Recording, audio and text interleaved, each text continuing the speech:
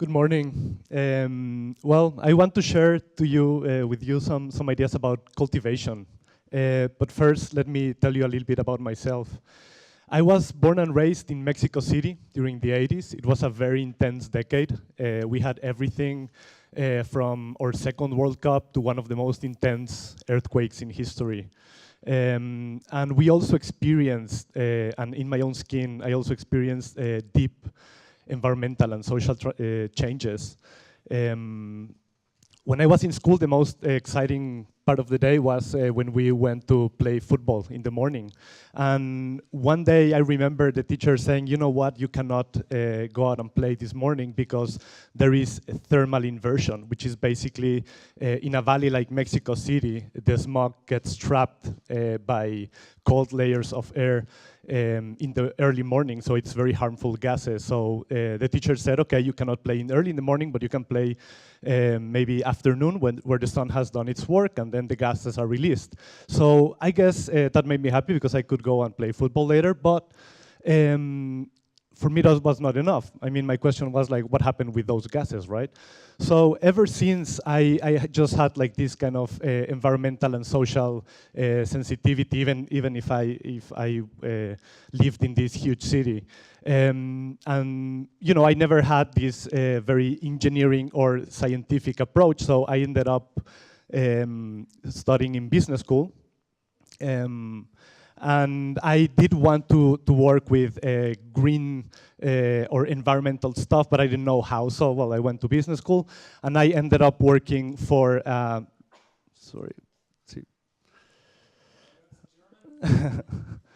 so I ended up working for L'Oreal marketing. I wanted to understand the monster from the inside. And it was a great experience. I learned a lot, I worked a lot, I didn't earn as much, you know, it's still a French company. And I guess the greenest I got was to work with this green shampoo. That was the greenest I got. But anyway, it was very important for me and very interesting. I think that in the 6 years that I worked there, I didn't experience one single week where I wouldn't just like kind of zoom out and say like, what am I doing? I mean, yes, I'm gaining share of market. I'm gaining definitely profit for shareholders. But what is the impact of my work and of what I'm doing? So I pursued change, and I went to study environmental technology in London. After school, I wanted to stay there. You know, London is one of the greenest capitals, at least in the discourse. So I applied for a job in a organic and fair trade coffee company, and the whole interview was amazing. And at some point, the general manager said, "You know what, Daniel, you have a great profile, but let me ask you one question: have you ever actually really worked hand in hand with a rural cooperative, with agriculture?" So then it hit me, and I said, "Okay, I can study as much and work as much, but I really need to understand things from the ground up." So that's why, you know, life took me to Guatemala. Has anyone here been in Guatemala aside of Emmanuel? Okay, great. So you must know Guatemala is a really nice country. I mean, it has so much culture, so much environmental diversity. Everywhere you look, there's something happening. More than 20 Mayan languages being spoken, more than 30 volcanoes, some of them are still active. But Guatemala is also this. Guatemala is one of the most uneven and unbalanced countries in the world. The average person will get to study up to third grade, like around 8, 9 years old. 85% of people depend on wood as their main source of energy. 1/3 of the municipal waste is being burned because there's no other way to dispose it, and 50% of people, of children are malnourished. Just to give a little bit more of context, Guatemala is a little bit more than twice the size of Switzerland, almost twice as the population, and yet it has 1/8 of its GDP per capita. So many people would say, well, then that's the problem. I mean, I don't think that's a problem at all. From my perspective, the pieces, both in Guatemala and in Switzerland, are there. There's people, there's creativity, there are natural resources. For me, the problem is that they're not making a good fit somehow in Guatemala. In the first year I was there, I learned there were so many gaps between rich and poor, between rural and urban, between indigenous and non-indigenous, very low individual accountability and collective accountability, very low social capital. So I understood that what needed to happen were like deep changes and alternatives, and that's why we launched Alterna as a social innovation and entrepreneurship center. I want to share with you this image. This is an image that represents 600,000 households in Guatemala. It is a typical rural scene, and there are so many things, systemic things that are wrong here. First, the kid that you see there, when this picture was taken, she was 11, and she had abandoned school 2 years before. The wood that you see there was collected by this woman and one of her children, and they spent one full day going and pick that wood to cook. Imagine how low they value their time in order to invest one full day to go and pick wood instead of devoting it for a different productive activity. The tortillas that you see there, they're very tasty. I eat them every day. However, this is basically what they eat. Maybe sometimes with some beans, maybe sometimes with eggs, but that's their diet. So there are so many systemic things that are wrong here because of the lack of options. So Alterna started this journey by creating a company. We could start a program and we could start talking about social innovation, but we started walking the talk and offering and creating one company from the ground up, understanding one of those big challenges. So we created Doña Dora, Tu estufa amiga ahorradora, cuidadora y limpiadora, which is basically a game of words in Spanish for the saver, the caretaker, and the cleaner, where people actually invest in their own well-being instead of it being assigned to them. As many government programs and NGOs just give away stoves, and millions of dollars have been spent that way.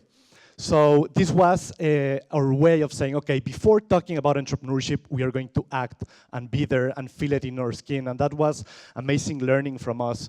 And what we learned in the 3 years that we developed the product and that we pitched to investors and got the company running is that entrepreneurship is not a linear process. You don't start in A and end in C, and that's it. The second is the very high uncertainty, and my peers have already talked about a little bit of that. Social enterprise has to deal with a lot of uncertainty, and we have to cope with it. There is no wrong or right dichotomy. I mean, no one can dare to say, this is the right way to develop a social enterprise. I mean, we just need to learn and to start doing it. And we have to transmit that to impact investors as well, by the way. And it can also be quite lonely. So we basically matched our empirical experience in the field with a regional trend. Social entrepreneurship is a very exclusive concept. It is for people like you, like me, you know, people with networks that have studied, and it's supposed to be that the social entrepreneurs are, you know, the Wonder Women and Supermen that are going to save the world. And what happens with the people, the real people like out there? They're not only consumers, they can also be entrepreneurs, and this is called the missing middle. So it's basically entrepreneurs that are beyond microfinance and below traditional banking, incubators, accelerator programs, which are great, but they don't attend 95% of the potential and current social entrepreneurs out there. So we are working with 3 premises. This is what we understood. First, that small is beautiful. Small is relevant, is local, is natural. And we have to value and comprehend this nature of companies being small and their power. Second, that every entrepreneur is unique, and we have to celebrate that uniqueness and work with it. And the third one is, in order to support local, social, small entrepreneurs, we need deep, intimate, and high-quality support in order to make them thrive and have a long-lasting impact. So this is why I'm talking about cultivation. I'm not an agronomist, but we are cultivating ideas and we're cultivating people. So our social venture cultivation program is about serving this missing middle in a very flexible and proportional way. We are being where they are, I mean, we are not even in the Guatemalan capital city. We are in places, in other places around the country at this stage. And what we ask in return is trust, commitment, passion, and every entrepreneur, as poor as they are, they need to pay at least a symbolic quota to belong to the program, just to get things even, and that they don't feel that they are recipients as well of this charity. Our cultivation program is around 3 main axes. The first one is business rigor. Without business rigor, finance, marketing, logistics, nothing will happen. So every tool, material, methodology we develop is with business rigor. We have focused creativity. One of the problems in places like Guatemala is that people just generally are educated to look one direction. So we try to work with the creativity all around and all along the process of cultivation, and we are very dynamic. We are goals-oriented and hands-on. No theory, just get things done. And what Martin was telling us earlier, let's help them not just like be doing stuff, but also being able to sell them. Where we are right now, we have cultivated 110 social ventures and social entrepreneurs, from very early stages, people with just one idea, to people that are already looking for investment. What these entrepreneurs have reported us is that they have grown more than 100% in sales post-cultivation.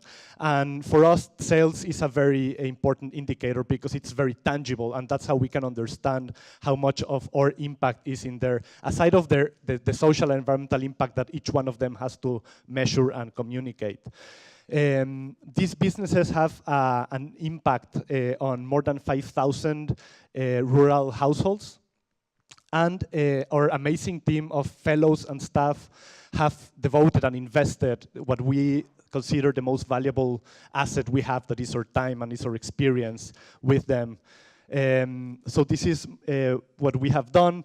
Our entrepreneurs are working in all sorts of sectors, from organic farming, fair trade, clean energy, education, art, culture, and other sectors as well. Just a little bit of update about Doña Dora. Doña Dora is right now an independent, managed, financially legal organization from Alterna, so we incubated, and it's now a spin-off. And Doña Dora has sold more than directly to consumers in alliance with microfinance partners and with other mechanisms that we are developing, more than 1,000 stalls sold, benefiting more than 6,000 people, avoiding more than 4,000 CO2 tons per year. And a very important thing here is that people are saving. People are saving because they invested in this product. And last year, for example, these people saved more than $100,000. Imagine that money in the economy evolving instead of like paying wood that is even from an illegal market. So where is Alterna heading? First of all, we are going to keep cultivating the first generation of social entrepreneurs in Guatemala and beyond, as we're expanding in Central America and Southeast Mexico. We need to close the gap with impact investment, showcase that these entrepreneurs are worth being invested time, as we are, but also money at some point when they are ready, and some other resources. We are going to keep fostering a resilient ecosystem for these entrepreneurs and other organizations to thrive. And we are going to keep pushing the boundaries of innovation, because right now, this is one of the challenges. There is very little innovation with this kind of entrepreneurs. So we need to keep working this way. Finally, our ingredients for change are hard business skills. Without hard business skills, nothing's going to happen, at least in this sector. Commitment, trust, passion. However, there is no single recipe. At least one close recipe that we have is we need to keep cultivating change in order to harvest impact tomorrow. Thank you very, very much.